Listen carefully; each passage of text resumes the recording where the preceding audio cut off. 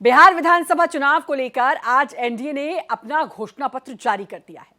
NDA ने 1 करोड़ नौकरी देने के साथ 1 करोड़ महिलाओं को लखपति दीदी बनाने का भी वादा किया है। इसके अलावा एनडीए ने अपने संकल्प पत्र में विकास और उद्योग का भी जिक्र किया है। वहीं एनडीए ने संकल्प पत्र के साथ ही विपक्ष पर हमलावर भी एनडीए पहले रहा और अब एनडीए पर विपक्ष हमलावर नजर आ रहा है। महागठबंधन के नेताओं ने चौतरफा हमला बोल दिया। आरजेडी सांसद मीसा भारती ने संकल्प पत्र को झूठ का पुलिंदा बताया है। वहीं कांग्रेस नेता अशोक गहलोत ने कहा कि पीएम मोदी ने बिहार से कई सारे वादे किए, पहले उनको पूरा करना चाहिए। उन्होंने बिहार के साथ वादा खिलाफी की। गहलोत ने कहा कि महागठबंधन 20 साल की रिपोर्ट कार्ड की मांग करता है। उधर सिवान के गांधी मैदान में जनसभा को संबोधित करते हुए यूपी के मुख्यमंत्री योगी आदित्यनाथ ने आरजेडी पर जमकर हमला बोला। सीएम योगी ने कहा कि रघुनाथपुर में आरजेडी ने जिन लोगों को प्रत्याशी बनाया है वे जंगल राज के प्रतीक हैं और इन्हें सत्ता में नहीं आने देना चाहिए। योगी ने यह भी कहा कि प्रधानमंत्री मोदी देश के विकास में जुटे हैं और बिहार में नीतीश कुमार के नेतृत्व में विकास की गंगा बह रही है। साफ है, दोनों ही गठबंधन की तरफ से घोषणा पत्र अब जारी हो चुका है। जनता को लुभाने के लिए पिटारे में हर लोक लुभावन वादों को शामिल किया गया है, लेकिन किसके घोषणा पत्र में दम है और जनता किसे वोट करती है और किसे चोट करती है, ये तो 14 नवंबर को ही पता चलेगा। इन्हीं सब सवालों के साथ शुरू करेंगे आज की बड़ी बहस बड़े पैनल के साथ।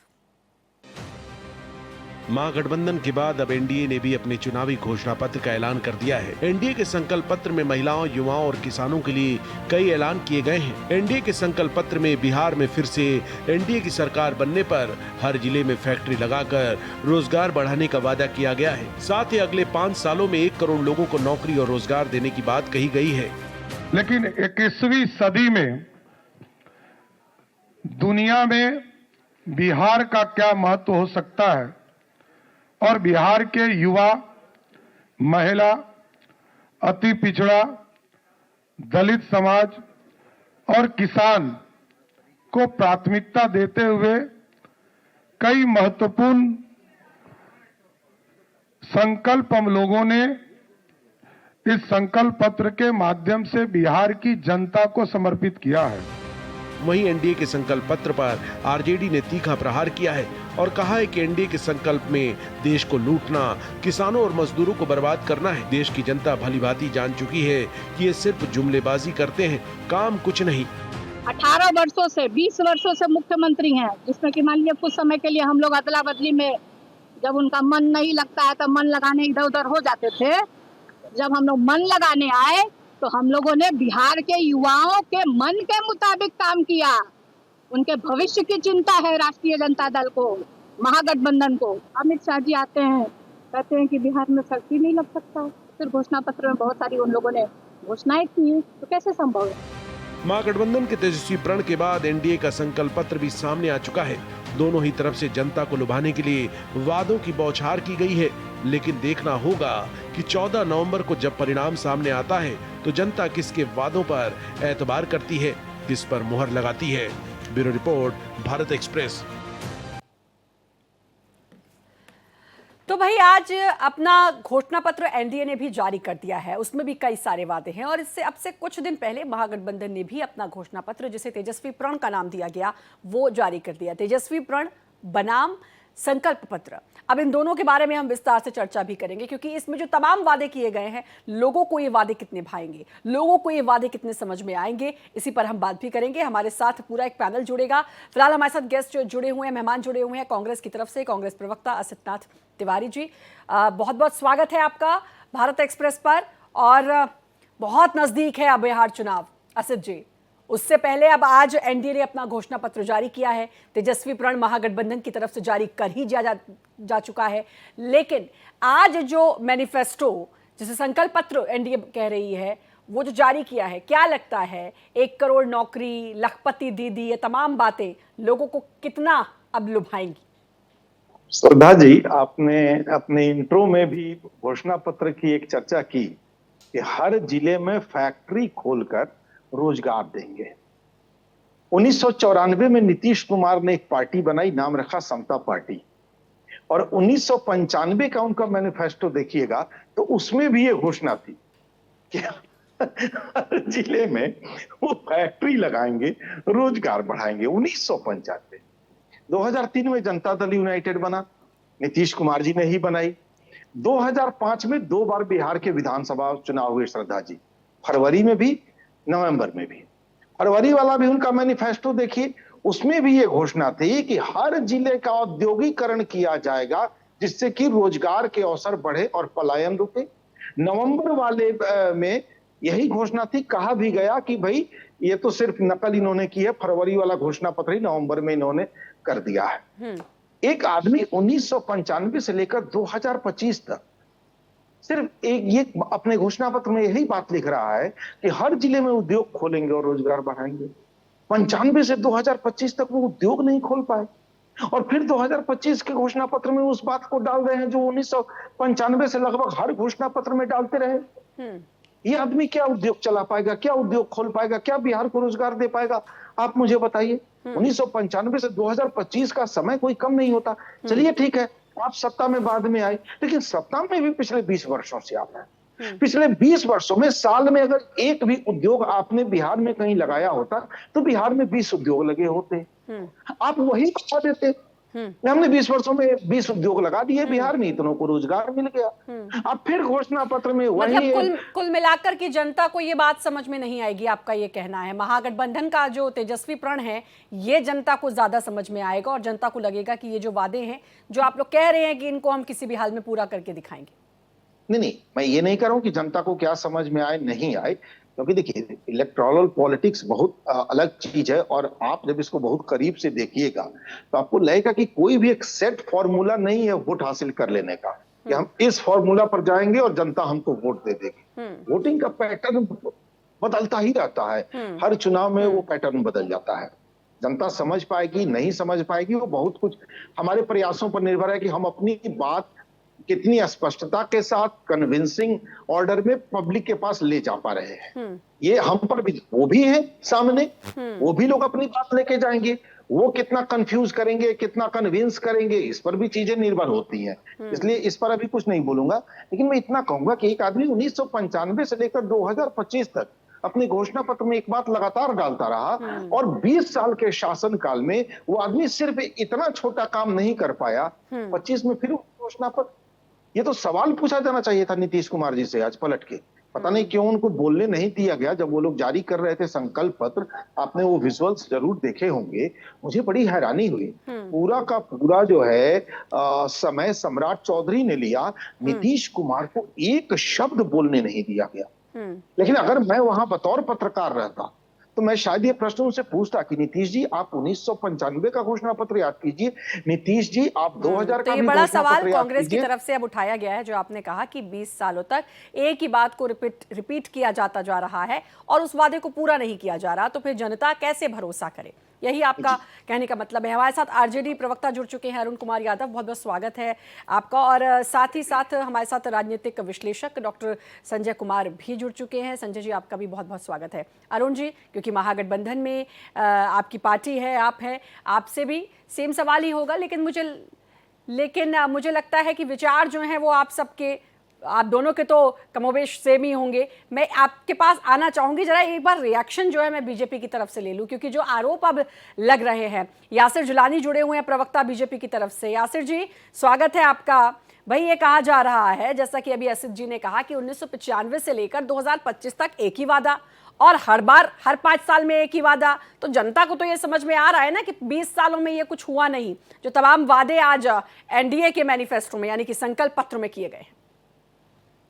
श्रद्धा जी, देखिए हमारा जो संकल्प पत्र है ना, वो जनमानस जन सरोकार के लिए बनाया जाता है। हर राज्य में जो हम संकल्प पत्र तैयार करते हैं उसमें बहुत ही एक्सपर्ट जो लोग होते हैं उनके साथ उस राज्य के सारी उन बिंदुओं पे खास करके कोशिश करते हैं तवज्जो देने के लिए, जहां पे कमजोर तबका है उसको हम लेके सामने रखते हैं। और जब सरकार बनती है तो भारतीय जनता पार्टी या अब बिहार में जो एनडीए की सरकार के साथ है अपना कर्तव्य मान के जमीन पे क्रियान्वित करते हैं। कांग्रेस के प्रवक्ता की तो आदत है कुछ भी बात करनी, आए बाएं शाए, ये कई सारे राज्यों में, और बिहार में तो ये पिछले 40 सालों से, लगभग 35 सालों से बिल्कुल शून्य के कागार पे खड़े हैं। पिछली बार किसी तरीके से सहारे तिनका का सहारा मिला था और कुछ एमएलए आ गए थे। इनकी बातों पे कोई विश्वास नहीं करता है पूरे भारत में, इसलिए कि ये कभी भी सीरियस बात नहीं करते, किसी भी मुद्दे को सीरियस नहीं लेते हैं। राहुल गांधी अटैक करते हैं, उस पे अड़े नहीं रहते हैं और भाग जाते हैं। ये तमाम हमने पिछले 18-19 ऐसे चुनाव देखे हैं, बहुत क्लोजली देखा है मैंने, क्योंकि मैं मीडिया को मॉनिटर करता रहता हूं, और तमाम राज्यों के चुनाव को मैंने देखा है जिसमें राहुल गांधी ने अगर कोई बात कही तो उस पर कभी बहुत देर तक टिके नहीं। उन्होंने बिहार में भी देखिए अपनी यात्रा चलाई, उसमें नहीं टिके, फिर दोबारा किसी और मुद्दे पे आ जाएंगे। तीसरा मुद्दा, क्योंकि उनको हर राज्य में अपनी लॉन्चिंग दिखाई देती है कि इस बार थोड़ा अगर हमारा वोट परसेंटेज बढ़ेगा तो हमारी लॉन्चिंग अच्छी हो जाएगी, जो हो नहीं पाती है। हमने एक एक विस्तृत बिंदुवार तरीके से आज घोषणा पत्र, अब अगर नीतीश कुमार नहीं बोले तो उस पे समस्या, इनको बोल देते तब समस्या होती इनको, लेकिन ये फोकस नहीं करेंगे कि हमने अगर जीविका दीदी की चर्चा करी, हमने अगर रोजगार की चर्चा करी, तो बिलीव करें कि आपके माध्यम से श्रद्धा जी हम आने वाले समय में उसको अपना कर्तव्य मान के जमीन पे उतारेंगे। यही कारण है कि लगातार जनता वहां की सरकार हमें बना के देती है।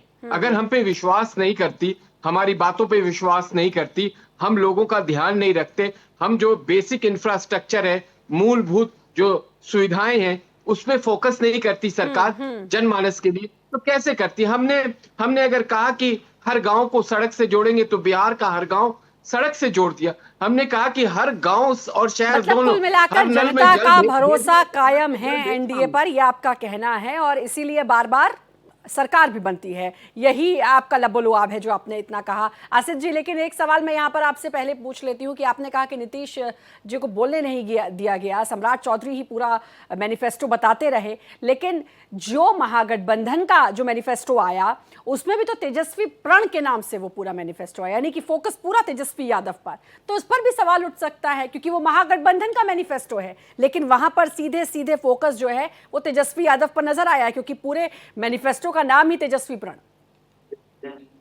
उसमें आपने देखा होगा श्रद्धा जी, गठबंधन के जितने सहयोगी बैठे थे सबने अपना पक्ष रखा था, ऐसा नहीं कि पक्ष नहीं रखा था, सबने अपना अपना पक्ष रखा था। नाम के चयन को लेकर कई राउंड की बैठक भी हुई थी और वो नाम काफी अच्छा लगा था, तो उस नाम का चयन सबने मिलजुल कर किया था। अच्छी बात यह है कि इस डिबेट में आपने डॉक्टर संजय कुमार जी को भी बैठा रखा है। बीजेपी का घोषणा पत्र या एनडीए का जो घोषणा पत्र है उसमें चर्चा की गई है बाढ़ मुक्त बिहार की। संजय जी यहाँ हैं, ये आपको बताएंगे 2015 में भी घोषणा पत्र में बाढ़ मुक्त बिहार था, 2020 के घोषणा पत्र में भी बाढ़ मुक्त बिहार है, 2025 के भी घोषणा पत्र में बाढ़ मुक्त बिहार है, पता नहीं और कितने साल बाढ़ मुक्त लेकिन बिहार जो आप चलेगा। कह रहे हैं कि 1995 से लेकर चाहे 2000 की बात करें, 2015, 20 और अब 25, आप कह रहे हैं कि बार बार रिपीट हो रहे हैं जो वादे हैं, लेकिन बार बार सरकार भी रिपीट हो रही है। ये भी तो एक वैलिड पॉइंट यासिर जुलानी ने रखा है। उन्होंने कहा ना कि लोगों को सरकार तो भरोसा फिर भी है। 1995 में इनकी सरकार नहीं बन पाई थी, सरकार तो बनी 2000 में। नहीं, मैं मैनिफेस्टो की बात कर रही हूँ कि 2005 में, बार बार sorry, अगर एक वादा बार बार जिसका आप जिक्र कर रहे हैं, लेकिन उसके बाद ये भी तो है ना कि बार बार सरकार अब पिछले कुछ सालों से तो लगातार बनती जा रही है। श्रद्धा जी एक मजेदार बात आपको बताऊं, जिस नीतीश कुमार का इतना महिमा मंडन किया गया है ना, वो नीतीश कुमार अपने दम पर कभी भी बिहार का मुख्यमंत्री नहीं बन पाए। लोग कहा जाता है बहुत लोकप्रिय है, बहुत लोकप्रिय है, एक बार भी नीतीश कुमार की पार्टी को फुल मेजोरिटी हासिल नहीं हुई इस बिहार में। हाँ, भाजपा का सहयोग उनको निरंतर मिलता रहा, बीच बीच में कुछ दिनों के लिए हम लोगों के साथ भी हुआ है, लेकिन ये बड़ा विरोधाभास है, बड़ा कॉन्ट्रोडिक्टरी इसलिए लग रहा है। देखिए असद जी आपकी बात, क्योंकि आप कहते हैं कि नीतीश कुमार ने सब कुछ किया और एनडीए ने उनको साइडलाइन कर दिया है, पता नहीं उनके नेतृत्व में लड़ रहे हैं नहीं लड़ रहे हैं, सीएम का फेस उनको नहीं बनाया। हालांकि ये बात पहले भी आई थी, चुनाव से काफी महीने पहले की बात बता रही हूँ, तब कहा गया था कि नीतीश कुमार ही चेहरा होंगे। तो एक तरफ ये बात कि भाई नीतीश कुमार को साइडलाइन कर दिया जाता है, एक तरफ ये बात कि नीतीश कुमार के में खुद इतना बल नहीं है कि वो अपने दम पर सरकार बना सके, तो बड़ा विरोधाभास है इन दोनों बातों में। मैं लौटूंगी आप तक। अरुण कुमार यादव का भी मैं एक बार रुक कर लूं। अरुण जी, क्या लगता है मैनिफेस्टो तेजस्वी प्रण से किस तरीके? आपने टाइम दे दिया उन्हें। मैं बस अरुण जी से एक बार मैं सबका रिएक्शन ले लूं। एक सवाल पूछ लो ना, वो बाढ़ मुक्त की बात कर रहे थे, बिहार में फ्लड प्लेन एरिया कौन कौन सा है जरा बताएंगे? उस पे उसकी भौगोलिक चर्चा करेंगे क्या? कांग्रेस नहीं करना चाहती इस तरह की चर्चा, डरती है वो प्रैक्टिकल चीजों से इसे डर लगता है, क्योंकि बाढ़ की एक समस्या ऐसी है जो किसी के हाथ से बांध को घुमाने से बाढ़ नहीं होता है। जब प्राकृतिक आपदा बारिश बहुत ज्यादा होती है, इसलिए बिहार के जो फ्लड प्लेन इलाके हैं उनमें बाढ़ हर साल आते हैं। उसके लिए लगातार काम हो रहा है। इस पे भी कम से कम आप विस्तृत चर्चा करिए बैठ के, तब लोग आपको समझाएंगे। कांग्रेस के लोगों को मेरा सजेशन है ये। ठीक है, चर्चा करना चाहते हैं सर। आप चर्चा नहीं करना चाहते, आप चर्चा से भागना चाहते हैं। आपको डर है कि जो हम 125 यूनिट बिजली मुफ्त की बात हमने अपने संकल्प पत्र में कही है, उनको लोगों ने एक्सेप्ट करा है। हमने 200 यूनिट, हमने 30,000 रुपए जो जीविका देने की बात जीविका दीदियों को कही है, उनको उसको दीदियों ने एक्सेप्ट किया है। हम 1 लाख जो हमारा ये जो संकल्प पत्र है, ये लोग इसको समझ रहे हैं। इसको आप समझने की कोशिश करिए। हम हर महिलाओं को 2,500 जो प्रति माह देने जा रहे हैं, इसको समझने की कोशिश करिए। हम अपना कर्तव्य मान के क्रियान्वित करेंगे और कई राज्यों में कर रहे हैं। कब चर्चा चाहते हैं तो ये लगातार बोले जा रहे हैं। आप कब चर्चा चाह रहे हैं सर? अभी कीजिए ना। ठीक है, मैं लौटूंगी आप तक। एक बार जरा मैं कौन सा है फ्लड प्लेन एरिया ही बता दीजिए। वैसे मेरा ये काम नहीं, ये काम एंकर का है, वो आपसे सवाल करेंगे। आपने कहा ना कि चर्चा से भागेंगे। हाँ तो बताइए फ्लड प्लेन, मैंने पूछा तो सही। नहीं हो सर, नाम प्लेन एरिया बता दीजिए बिहार में। इतने तथ्य। अरे आसिफनाथ तिवारी जी, आप फ्लड प्लेन एरिया बताइए। बाढ़ मुक्त पे जो आप बार बार सवाल उठा रहे हैं, किस मैकेनिज्म से? आपने भी तो सत्ता, आपकी भी तो सत्ता रही है 80 से पहले। क्या मैकेनिज्म था आपके पास? आपने क्यों नहीं बाढ़ मुक्त किया की व्यवस्था को आपने कायम किया? बाढ़ की समस्या पर भाजपा के सारे प्रवक्ता और अकेला आसिफनाथ तिवारी कब चाहते हैं? अरे आसिफ बता तो दीजिए कि आप बता तो दीजिए कि फ्लड प्लेन एरिया कौन सा है। आप बताइए तो सही। कब चर्चा? आपने कहा ना चर्चा से भागेंगे। आप हमने चर्चा तो अभी कर रहे हैं आपसे। आपके हाथ पीटने से सच्चाई से झूठ थोड़ी बताएगी। कितने बड़े झूठे हैं आपने, आप कितना सच बोल चुके हैं ये बताइए। 80 से पहले आपकी सरकारें रही हैं, आपने बिहार के लिए क्या किया? बिहार के 10 84 तक आपकी सरकार रही है ना, जगन्नाथ मिश्रा तक आपके मुख्यमंत्री रहे ना, भागवत आजाद आपके मुख्यमंत्री रहे, सत्येंद्र नारायण सिन्हा आपके मुख्यमंत्री रहे। क्या कर लिया उन्होंने बिहार के लोगों के लिए? अब मैं बताता हूँ, जान लीजिए। जानकारी बताइए ना क्या किया उन्होंने। जानकारी रहेगी तो आराम से भी मैं अभी लालू के उस राज्य में नहीं आना चाहता हूँ। अभी आपके ही कामों को पूछ लिया जाए। आप चिल्ला इसलिए रहे हैं कि आपके पास कहने कुछ सच नहीं है, तो खूब चिल्ला। मैं आपको तर्क के साथ, मैंने तो उन मुख्यमंत्रियों के नाम बता दिया, आपको बता भी नहीं पाएंगे। आप उसी आसिफनाथ तिवारी जी जिस कांग्रेस पार्टी के आप प्रवक्ता बन के बैठे हैं, आप वो बता नहीं पा रहे हैं। उनके कार्यकाल में बिहार में क्या किया आपने? आपने सीवान से लेके मुजफ्फरपुर तक क्या किया? आपने पटना से लेके कटिहार तक क्या किया? आपने सीमांचल के इलाके में किशनगंज से पूर्णिया तक क्या किया? आप बता दें। मैं बताता हूँ। मैं लौटूंगी, मैं आपके पास लौटूंगी। मेरे पास क्योंकि और भी मेहमान हैं, बहुत देर से बैठे हैं, 15 मिनट हो चुके हैं, आप दोनों से ही चर्चा हो रही है। आसिफ जी, अरुण कुमार जी हैं, जरा मैं उनसे जान लूं। अरुण जी, क्योंकि आज तो एनडीए ने भी अपना मैनिफेस्टो जारी कर दिया है, लेकिन महागठबंधन के मैनिफेस्टो की मैं बात करूं, हर परिवार को एक सरकारी नौकरी, बहुत अच्छी बात है। अगर सरकार आती है तो मुझे लगता है कि और बिहार से ज्यादा तो और कोई खुशहाल प्रदेश हो ही नहीं सकता अगर इस तरह का वादा पूरा किया जाता है। लेकिन पूरा कैसे होगा? बिहार ऑलरेडी इतने कर्ज में है। जो तमाम वादे हैं, 500 रुपए में गैस सिलेंडर, ये तमाम बड़े वादे जो महागठबंधन की तरफ से किए गए हैं, और खास तौर पर हर परिवार के एक सदस्य को सरकारी नौकरी, किस तरीके से ये जो वादा है, ये जो करा गया है, ये पूरा किया जाएगा? देखिए श्रद्धा जी, सबसे पहले तो मैं बता दूं कि हमारे आदरणीय नेता तेजस्वी यादव जी विजनरी लीडर हैं। उनके पास विजन है, रोड मैप है, सोच है, योजना है और इच्छा शक्ति है करने की, इसलिए वो कर सकते हैं। तेजस्वी प्रण जो है, तेजस्वी यादव जी अपने प्राण को आहुति भी देना पड़े तो दे देंगे जमीन पर उतारने के लिए। इसी तरह की चर्चा किया करते थे 2020 में सत्ता पक्ष के लोग, एनडीए, भारतीय जनता पार्टी और कुछ मीडिया वाले, जब हमारे नेता तेजस्वी यादव जी ने कहा पढ़ाई लिखाई दवाई कमाई सिंचाई सुनवाई और कार्रवाई वाली सरकार देते हुए बिहार के नौजवानों को हम 10 लाख सरकारी नौकरी देने का काम करेंगे, तो क्या क्या कहते थे भाजपा वाले? मुख्यमंत्री तो यहां तक कह दिए कि ये नौकरी कहां से देंगे, कहां से पैसा लाएंगे, खजाना में तो पैसा है नहीं, क्या बाबूजी के घर से लाएंगे तेजस्वी यादव नौकरी और पैसा? श्रद्धा जी, आपने देखा 9 अगस्त 2022 को जब बिहार में महागठबंधन की सरकार बनी, तेजस्वी यादव जी ने अपने शर्त पर अपने प्रण अनुरूप महागठबंधन की सरकार बनाई, तो आपने देखा तेजस्वी यादव जी ने अल्प काल में 17 माह के सेवा काल में 5 लाख सरकारी नौकरी देने का काम किया।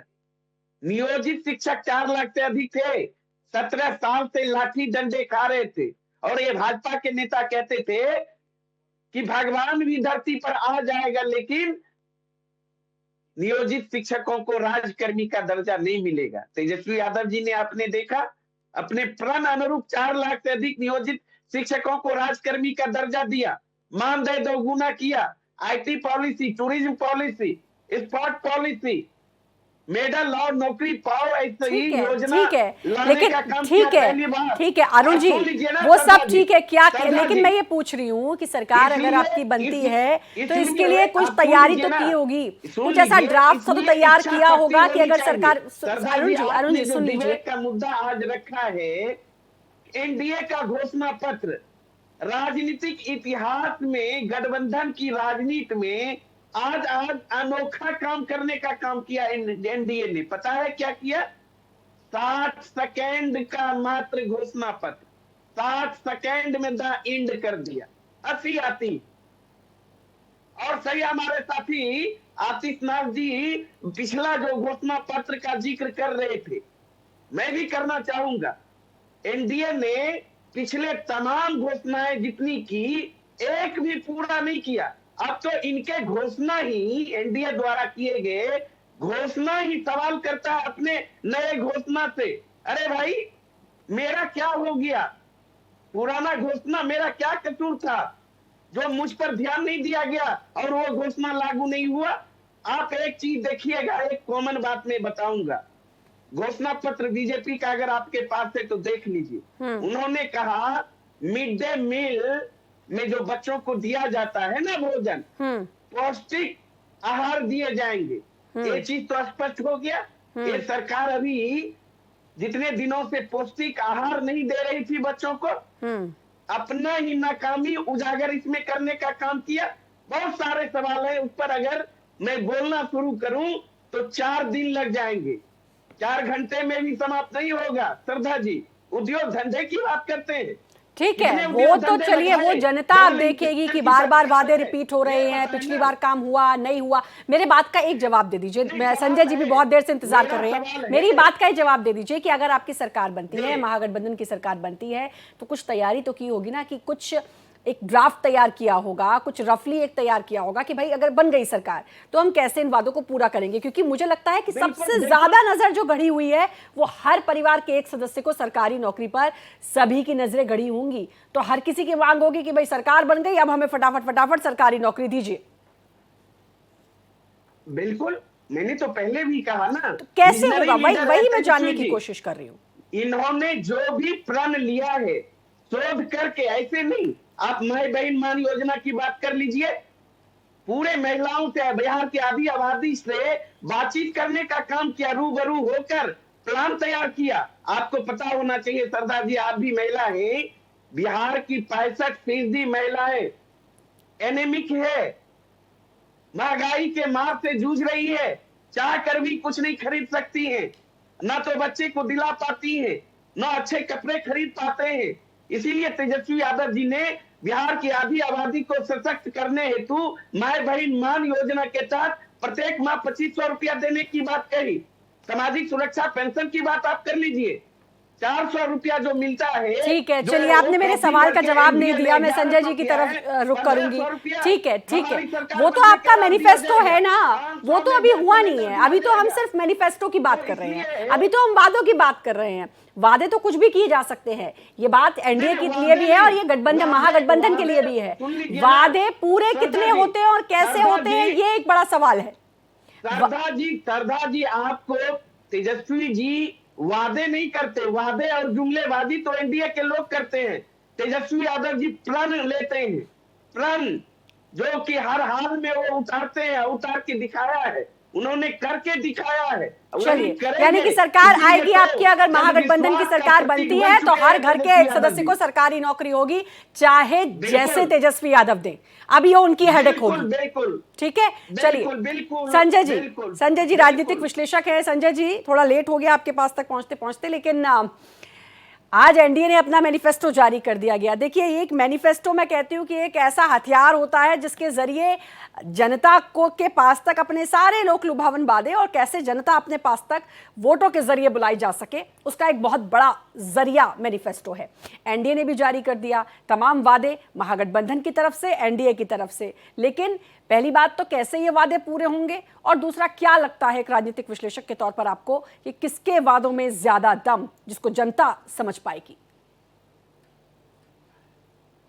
देखिए, दोनों चीजों के व्यवहारिक पक्ष को समझनी होगी। दावे करने के लिए, मैनिफेस्टो में ये संकल्प दिखाने के लिए कि हम इसको आकार देंगे, बिल्कुल राजनीतिक पार्टियों को ये स्वतंत्रता है, वो कर सकते हैं। हम लोग बारी बारी से बात करें।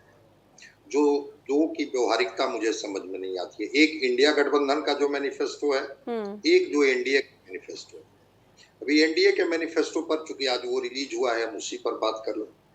अभी बड़ी अच्छी बहस हो रही थी बाढ़ प्रबंधन पर कि वो फ्लड प्रोन एरिया कौन है।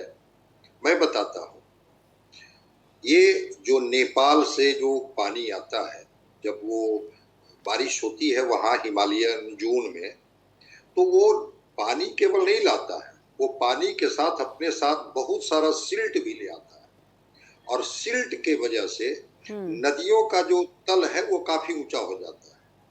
क्या कोई डिसिल्टेशन की योजना बन गई? क्या नेपाल के साथ जो भारत के अंतर्राष्ट्रीय संबंध हैं, जिसको लेकर के बार बार भारत नेपाल से बात करता है कि हम चाहते हैं कि बैराज बनाएं, बांध बनाएं, और फिर उससे जो हम हाइड्रो इलेक्ट्रिसिटी का उत्पादन करेंगे वो नेपाल के हिस्से में ही होगा, हम आप ही को देंगे। कोसी बराज के बाद कोई ऐसा बराज बना जो कोसी और गंडक का पानी आता है और पूरे उत्तर बिहार को, करीब करीब बिहार के 70% इलाके को डुबो करके चला जाता है। जब सिल्ट बढ़ते रहता है, नदियों का पेट जब सिल्ट से भर जाता है, तो इम्बैंकमेंट पर बार बार लगातार काम करने के बाद भी वो इम्बैंकमेंट रह नहीं पाता है। और उस दृश्य का गवाह आप भी रही होंगी कि अगर बिहार कभी कवर करने आई होंगी तो वो 2008 का बाढ़ का जो विभीषिका हो या जो बाद का जो कालखंड हो, हर कालखंड में हम लोगों ने देखा है कि वो बाढ़ किस तरह से बिहार को प्रभावित करती है। तो जब मैंने देखा कि बाढ़ मुक्त बिहार होगा, मैं तो समझता हूं कि बिहार में क्रांति आ जाएगी। और खास करके ये उत्तर बिहार के लोग जिनकी जिंदगी ही तटबंधों पर 4 महीने 5 महीने गुजरती है, और जो माइग्रेशन का एक जो बड़ा क्षेत्र है जहां से लोग माइग्रेट करके दूसरे राज्यों में जाते हैं, वह इलाका ही है उत्तर भारत का, बिहार का, जो बाढ़ प्रोन एरिया है और जहां पर बाढ़ की विभीषिका आती है और उनके पास कुछ ये नहीं रह जाता है। तो जरा मैं उस प्रबंधन को देखना चाहता हूं। बिल्कुल केंद्र में बीजेपी की सरकार है या एनडीए की सरकार है, राज्य में भी अगर एनडीए की सरकार बनती है, एक निर्णय पूरा हो जाए कि बिहार को बाढ़ मुक्त कर लीजिए। बाकी पर भी हम लोग बात करेंगे कि बाढ़ का प्रबंधन इनका कैसे होता है। जरा मैं उस पर देख कि डिसल्टेशन, इम्बैंकमेंट और नेपाल के साथ खास करके जो वहां से 4-5 नदियां आती हैं जो बिहार में आकर के अलग अलग नामों से आती है, गंडक हो, बूढ़ी गंडक हो, कोसी हो, कमला हो, कमला बरान हो, तो ये नेपाल के साथ क्या स्थिति हो बन गई? अगर नहीं बनी तो जरा इसका ब्लूप्रिंट हम लोग चाहेंगे चुनाव के बाद भी सरकार दे दे। अब आ जाते हैं जरा इंडिया गठबंधन, जो आप पर सवाल कर रही थी। तेजस्वी जी जो प्रण करते हैं पूरा करते हैं, तेजस्वी जी जो कहते हैं वो पूरा करते हैं, बिल्कुल करना चाहिए पूरा। लेकिन भाई 10 लाख सरकारी नौकरी वाली बात फिजिबल थी, रिक्तियां थी 5 लाख रिक्तियां थी बिहार में, रिटायर किए थे लोग, रिक्तियां भरी नहीं जा रही थी।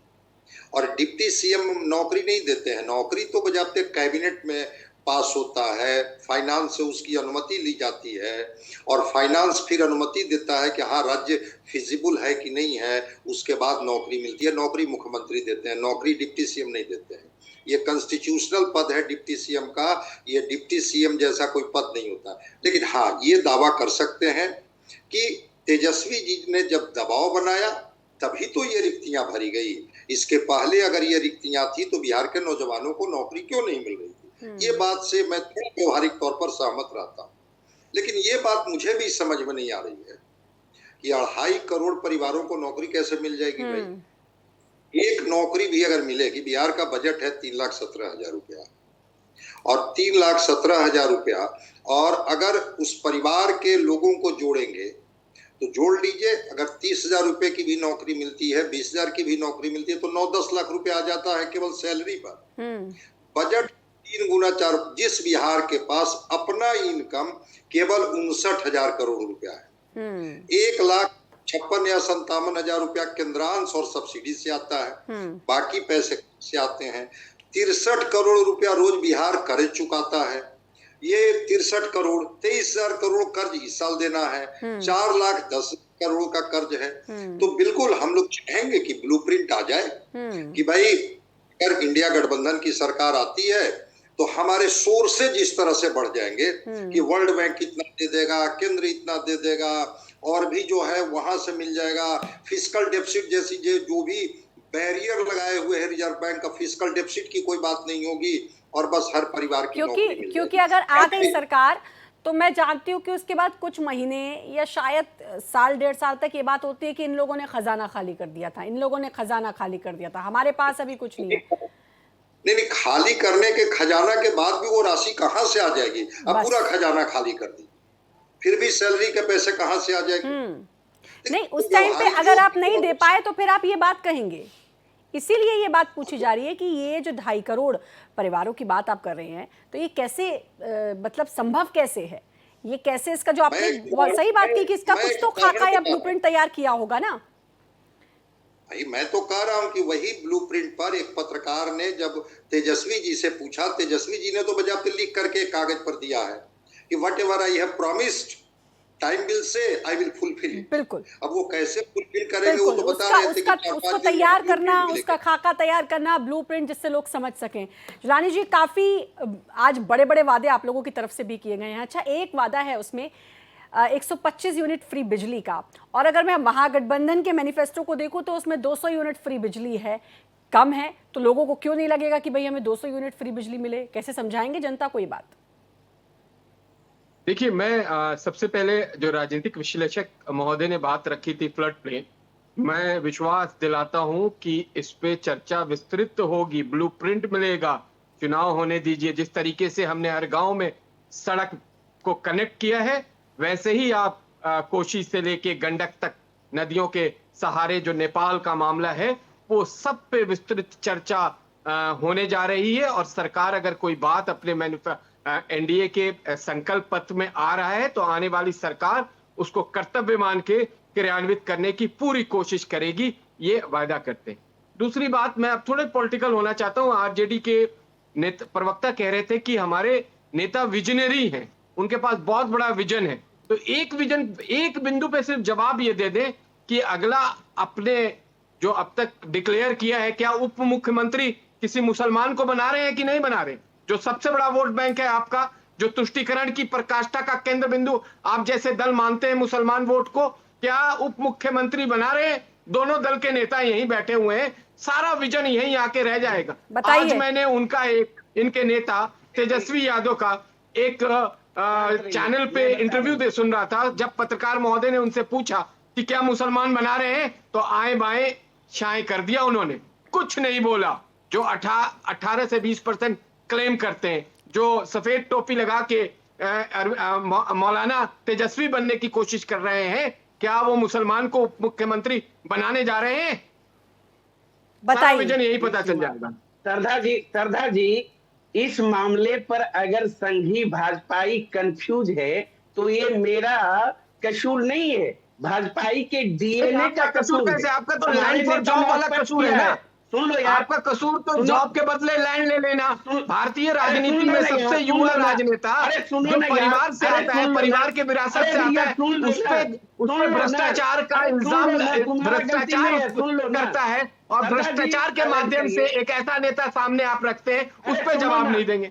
संघी जरूर कह देंगे, संघी कहिए, कोई बात नहीं है, जवाब दीजिए मुसलमान को उप मुख्यमंत्री बना रहे हैं कि नहीं बना रहे हैं? शांत रहो ना भाई, जवाब सुन लीजिए यासिर जी उनका। बेचैन मत हो, सुन लो पहले, ऐसे मत करो। मैं तो बोला नहीं तुम्हारे बीच में, या तो अब आप तुम तरह करने लगे। मैं आपको आप जनाब कह रहा हूँ, आप अपने चरित्र पे आने लगे। मैं आप जनाब कह रहा हूँ, आप अपना चरित्र आरजेडी वाला दिखा रहे हैं, तुम तड़ाक करके। सुनो ना, सवाल किया तो मुझसे आरजेडी का राजनीतिक चरित्र है। अभी आप तू तड़ाक कहेंगे, गाली भी देंगे मुझे। आप प्रधानमंत्री को गाली देते, प्रवक्ता को भी गाली देते रहे। आपकी प्रवक्ता आरजेडी के प्रवक्ता मायने में गाली देने के लिए कोई ऐसी अभद्र भाषा का इस्तेमाल नहीं किया। यही लालू प्रसाद यादव ने बिहार को दिया है, यही दिया है बिहार को, गाली देना, उनके खिलाफ हिंसा करना, यही आपकी सोच है। सोच क्या है भारतीय जनता पार्टी का, संघ का? इतिहास गवाह, इतिहास के पन्ने में है। अंग्रेजों नहीं, लालू प्रसाद यादव झंडा लेके आजादी की लड़ाई में गए थे क्या? उनका इतिहास कौन सा है? के खिलाफ में रहा, आरक्षण के खिलाफ में रहा, ये तो बता। नहीं, आजादी की लड़ाई में लालू प्रसाद झंडा लेके गए थे। जनता पार्टी ने, जिसकी यहाँ चमचागिरी कर रहे हो, एक भी मुसलमानों को टिकट क्यों नहीं दिया? जवाब दो। अगर चमचागिरी अल्फाज भी है, आरजेडी की देन है। चमचागिरी का चरित्र आपके अंदर है, आपके पास अल्फाज नहीं है, आपके पास अल्फाज नहीं है, इसलिए आप इस तरह हल्के स्तर की बात कर रहे हैं। इससे कुछ होगा नहीं। आपका राजनीतिक चरित्र आप जनता देख रही है भारत एक्सप्रेस के माध्यम से कि ये भारतीय जनता पार्टी का चरित्र है। आप दूसरों को गाली दे, तर्क की बात करिए।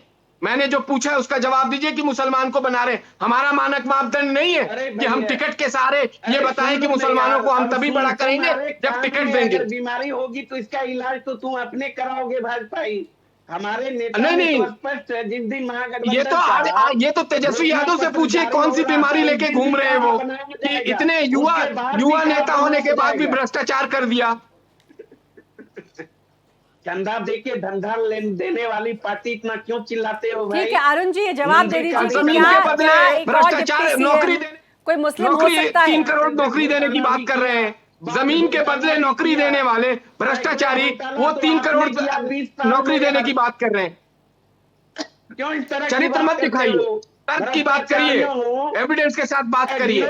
चलिए ठीक है, आसिफ जी से मैं सवाल राजनीति में कोई एक परिवार जो सबसे बड़ा भ्रष्टाचारी कन्विक्टेड है वो लालू प्रसाद यादव का परिवार है, और लालू प्रसाद यादव खुद कन्विक्टेड है। चरित्र लालू प्रसाद यादव खुद कन्विक्टेड नेता है, इस बात का ध्यान रखिए। और उसके तमाम लोग, तमाम जो नेता है बड़े बड़े, वो राजनीतिक तौर पे माफिया है। चाहे वो सिवान से उठाइए, किशनगंज तक जाइए, तमाम माफियाओं को टिकट दिया है। माफिया जो है, जो वो वही जंगल राज लाएंगे जिस जंगल राज की परिकल्पना लोगों के अंदर भय और डर पैदा करती है। जो बिहार की जनता ये सोचती है कि उस 90 के दौर में इसलिए नहीं जाए क्योंकि आप जैसे लोग जो माफिया और गुंडों के साथ रक्त रंजित राजनीति करने के माहिर लोग, टिकट दिया है, ये तो बताओ। अरे रक्त रंजित राजनीति के आप परिचालक हैं। रक्त रंजित राजनीति अगर किसी के लिए कहा गया है तो बिहार के लालू प्रसाद यादव के लिए कहा गया है। इस बात का ध्यान रखिए। तिवारी का भाई कौन लगता है एनडीए वालों का? कौन सा रिश्तेदारी है ऐसे माफियाओं से, बाहुबलियों से? ये बताओ। और तस्लीमुद्दीन का लड़का कौन है? शहाबुद्दीन का लड़का कौन है? वो बहुत बड़े कोई मसीहा है? तुम्हारे भाजपाई में उतना काबिल कोई मसीहा है? शहाबुद्दीन अवध का बिहारी बेटा चौधरी इतना सिवान का काबिल कौन है? नौजवान है, कौन है? लीडर है, विदेश से पढ़ के कौन आया है वो? तेरे को नहीं पता है? वो जानकारी मतलब ये जुटा जो लो। बदमाश है, ये जो माफिया है, ये कुल कौन है? कुल मिलाकर अगर ये कहती है महागठबंधन की झूठ का पुलिंदा है ये मैनिफेस्टो, तो वहीं एनडीए की तरफ से ये कहा जाता है कि ये जो तमाम वादे हैं ये नौकरी, जैसे ज़मीन के बदले नौकरी देने की बात कही गई थी, क्योंकि अब जो मैनिफेस्टो जारी हुआ उसको लेकर अब लगातार एनडीए ये आरोप लगा रही है और ये बात कह रही है कि पहले नौकरी के बदले ज़मीन ले ली, अब कहीं घर ना ले लें। योगी आज पहुंचे हुए थे यूपी के सीएम बिहार, और उन्होंने इससे पहले भी ये बात कही, जंगल राज की बात, अराजकता की बात, और इससे पहले जब वो आए थे तब उन्होंने एक बात कही थी ओसामा को लेकर। उन्होंने कहा था कि ओसामा को टिकट दे दिया, अब आप देख लीजिए जैसा नाम वैसा काम। किस तरीके से लोगों के बीच ये तमाम जो आरोप अब लगाए जा रहे हैं, बयान जो किए जा रहे हैं एनडीए की तरफ से, उसको आप जस्टिफाई करेंगे, लोगों के बीच जाकर इसको कैसे क्लियर करेंगे? श्रद्धा जी, पहले आप ये इंश्योर कीजिए कि मेरे टर्न में बीच में कोई नहीं बोलेगा, मैं किसी ठीक के है, बीच कोई में नहीं बोलेगा, बोलेगा, ठीक है, ये इंश्योर कर दीजिए। ये जो वोकल दौरा कई लोगों को पड़ जाता है वो अच्छा नहीं होता है। बिंदुवार जवाब देता हूँ। ट्विटर खोल के रख दूंगा, निजी टिप्पणी करेंगे तो। शुरू हो गए। यासिर जी, आप पहले उनको उनकी बात कहने दीजिए, उसके बाद आपको भी मौका दिया जाएगा, बात कहने दीजिए। निजी टिप्पणी ना करें, अगर तर्क के नहीं, अंदर कोई दम निजी है तो टिप्पणी नहीं डिबेट करेगा यहाँ करें। पर। यहाँ पर किसी को इतना हक नहीं है कि कोई निजी टिप्पणी है तो करे। टिप्पणी करें। इसका इलाज इनकी आगे खोल दूंगा इसी टीवी डिबेट में। कोई किसी पर निजी टिप्पणी यहाँ नहीं कर रहा है, आप उनकी बात सुन लीजिए। ठीक है, अब मैं बिंदुवार जवाब देता हूँ। ठीक है, यासिर जी ने बार पर पूछा कि क्या क्या किया। अच्छा है, संजय जी बैठे हुए हैं, अब मैं बिंदुवार बताता हूँ। कोसी बांध हमने ही बनाया, हमारी सरकार ने बनाया। जिस गंडक की चर्चा इन्होंने की वाल्मीकि नगर में, वो गंडक पर बांध भी हम ही ने बनाया। जिस गंडक नदी की इन्होंने चर्चा की उसमें पूर्वी चंपारण से लेकर गोपालगंज तक का जमींदारी बांध भी हमने बनाया। उस समय झारखंड हमारे साथ हुआ करता था। दामोदर वैली कॉरपोरेशन, वो भी हम ही ने बनाया। कोसी नदी पर भेजा बकौर तटबंध, वो भी हम ही ने बनाया। एक मामूली पटना के पुनपुन नदी के किनारे का तटबंध भी हम ही ने बनाया। 20 वर्षों से बिहार में एनडीए की सरकार है, 11 वर्षों से देश में एनडीए की सरकार है। कहीं बिहार में 5 फीट का भी एक तटबंध बनाया हो तो ये लोग अपनी बारी में बता देंगे, मैं इनको सलाम कर लूंगा। ये इनका जवाब हुआ। अब ये कहते हैं आप मुस्लिम डिप्टी सीएम बनाएंगे कि नहीं। ये उस पार्टी के प्रवक्ता पूछ रहे हैं जिस पार्टी ने बिहार विधानसभा चुनाव में एक भी मुस्लिम प्रत्याशी नहीं उतारा है। इनको कितनी मुसलमानों की चिंता है आप देख लीजिए। इस पर अब मुसलमान कपार पीटे कि क्या करें वो समझे। वो पार्टी ये सवाल पूछ रही है जो मुसलमान को उम्मीदवार लायक भी नहीं समझती, वो ये सवाल पूछ रही है। और यासिर भाई, आप निश्चिंत रहें, आपकी कौम की चिंता हमें है। हम ये मानते हैं कि इस मुल्क के निर्माण में, इस देश के तरक्की में मुसलमानों का भी उतना ही योगदान है जितना बाकी किसी धर्म के लोगों का योगदान है, और उचित भागीदारी मिलेगी। और डिप्टी सीएम संभव है एक दलित और एक मुसलमान भी हो, इस पर भी विचार चल रहा है। आपकी पार्टी से कतई ऐसी उम्मीद नहीं की जा सकती। हमारी पार्टी से इस देश की हर जाति का, हर धर्म का नागरिक कम से कम उम्मीद तो करता है, इसलिए कि हम उनके साथ खड़े होते हैं, हम उन्हें अवसर देते हैं। हम ये मानते हैं इस देश के निर्माण में उनका भी योगदान है। ये आप नहीं मानते। ये दूसरी बात हुई। अब जो तीसरी बात संजय सर हैं, उनको मैं याद दिलाने के लिए कह रहा। तेजस्वी यादव ने एक बात कही थी। सुशील मोदी जी डिप्टी सीएम थे बिहार के, और शिक्षकों का आंदोलन चल रहा था कि हमें राज्यकर्मी बनाइए। श्रद्धा शर्मा जी, आपको ये जान के आश्चर्य होगा, बिहार इस देश का इकलौता ऐसा राज्य है जहां के शिक्षकों की तनख्वाह आपके अन्य राज्य के शिक्षा विभाग के चपरासी के तनख्वाह से भी कम है। बिहार में +2 के हेडमास्टर को 48,700 रुपए मिलते हैं। +2 के हेडमास्टर 48,700 रुपए। अब मैं बता रहा हूं, सुशील कुमार मोदी जी ने कहा कि भगवान भी इस धरती पर आ जाए तो वो शिक्षकों को राज्यकर्मी नहीं बना सकते। तेजस्वी यादव ने वादा किया था कि हम सरकार में आएंगे तो राज्यकर्मी बनाएंगे। 15 महीनों की हमारी सरकार आई और वो राज्यकर्मी बन गए। कैसे बन गए भाई?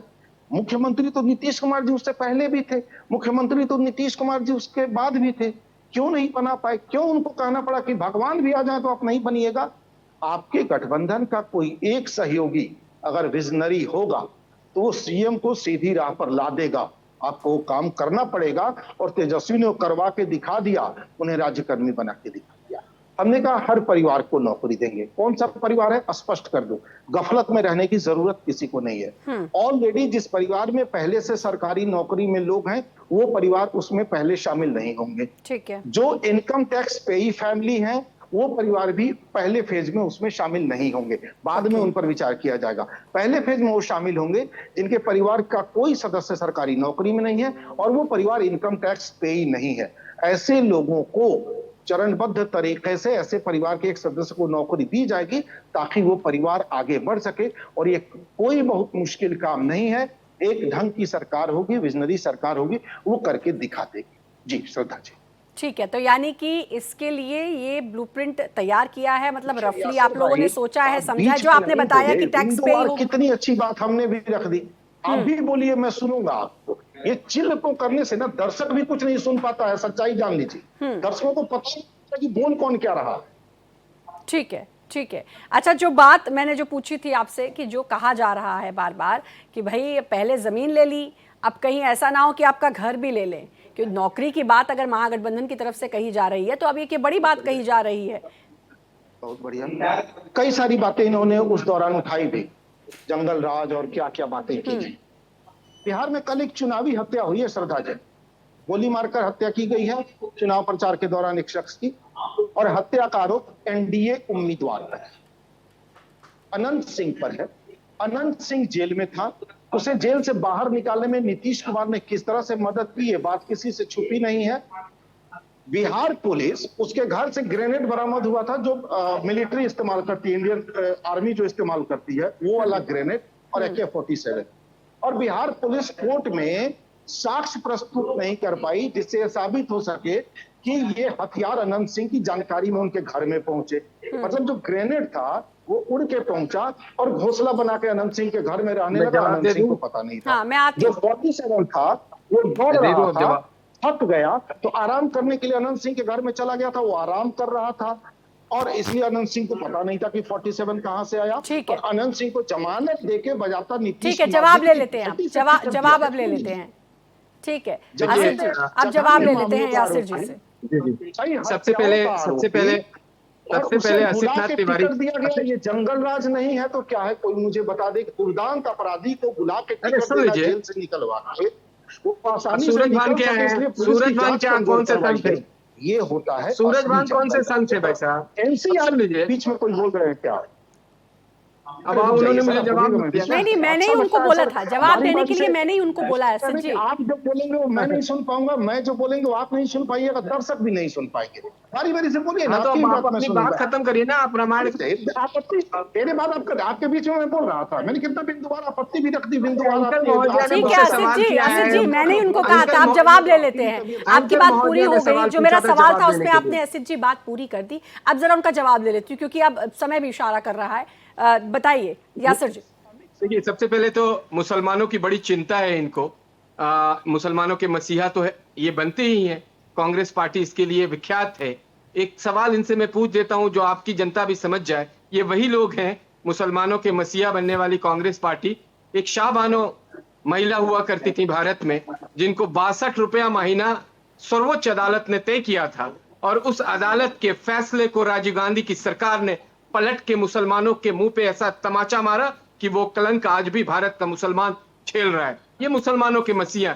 मैं उन दंगों पे बिहार के भी नहीं जाऊंगा जो 75 से लेके और 90s के दौर में हुए, जिसमें मुसलमानों को कांग्रेस ने किस तरह के से ट्रीट किया, ये बहुत लंबी चर्चा का विषय हो जाएगा। फिर मुसलमान, मैंने सवाल पूछा था आरजेडी से, लेकिन जो हिंदुस्तान की सबसे पुरानी पार्टी है कांग्रेस पार्टी, वो ऐसी पिछलग्गू पार्टी बन गई है। जवाब कांग्रेस के नेता दे रहे हैं, प्रवक्ता दे रहे हैं, मेरे बारे में मत पूछिए। मैं छात्र विंग की राजनीति, भारत के एक बड़े विश्वविद्यालय से छात्र विंग की राजनीति करिए, और 2012 में जो भारत का कैपिटल है वहां की एक सीट पे भारतीय जनता पार्टी ने मुझे चुनाव लड़ाया था। तो आप भारतीय जनता पार्टी के मानक मापदंड को मत समझने की कोशिश करिए कि उसका मानक मापदंड जो सबका साथ, विकास, विश्वास और सबके लिए प्रयास की बात वजीर आजम प्रधानमंत्री नरेंद्र मोदी करते हैं वो जमीन पे चरितार्थ करते हैं। आपकी तरह नहीं कि पता ही नहीं है कि किसकी जमीन वक्फ बोर्ड में किन कब्जाधारियों ने कैसे कैसे ठीक है। कांग्रेस के चेयरमैन ने कब्जा करी,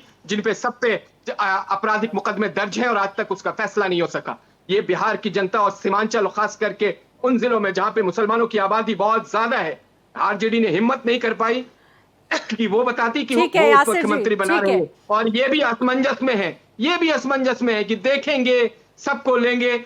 अरे भाई साहब, वोट आप लेते हैं, वोट हमें नहीं मिलता है। हम सीना ठोक के कहते हैं भाजपा को मुसलमान वोट नहीं करता है, लेकिन हम सबके साथ सबके प्रयास की बात करते हैं। ये मूल मंत्र है भारतीय जनता पार्टी का। ठीक है, आप ठीक है, उस यासिर जी। मानक मापदंड के मानक तक नहीं पहुंच सकते हैं। आप समझ ही नहीं सकते हैं कि भाजपा कर क्या रही है मुसलमानों के लिए। ठीक है यासिर जी, अब मैं क्लोजिंग कमेंट ले लेती हूँ क्योंकि समय बहुत कम रह गया है। अरुण जी क्या कहना चाहेंगे चलते चलते? अभी भारतीय जनता पार्टी के प्रवक्ता बोल रहे थे, मानक की बात कर रहे थे। इस देश की आजादी में मुस्लिम भाइयों का अहम योगदान रहा और ये भाजपाई संघी संविधान विरोधी नमक हराम कहता है मुसलमान को। इस देश का मुसलमान इनके नजर में, भाजपाई की ये नजर में इनकी नमक हताशा और हराम है। निराशा है।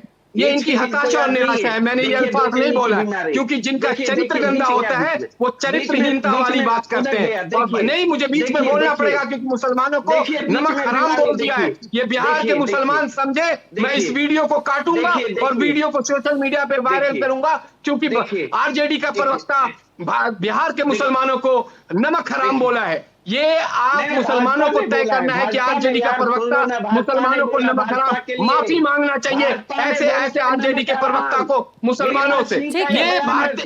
ये आरजेडी का चरित्र है जो मुसलमानों को नमक हराम कह रहा है। ठीक है, चलिए हमारे साथ राजनीतिक विश्लेषक संजय जी समय इशारा कर रहा है। आपका क्या सोशल मीडिया को closing वायरल कराऊंगा, चिंता ना करिए। ठीक है संजय जी।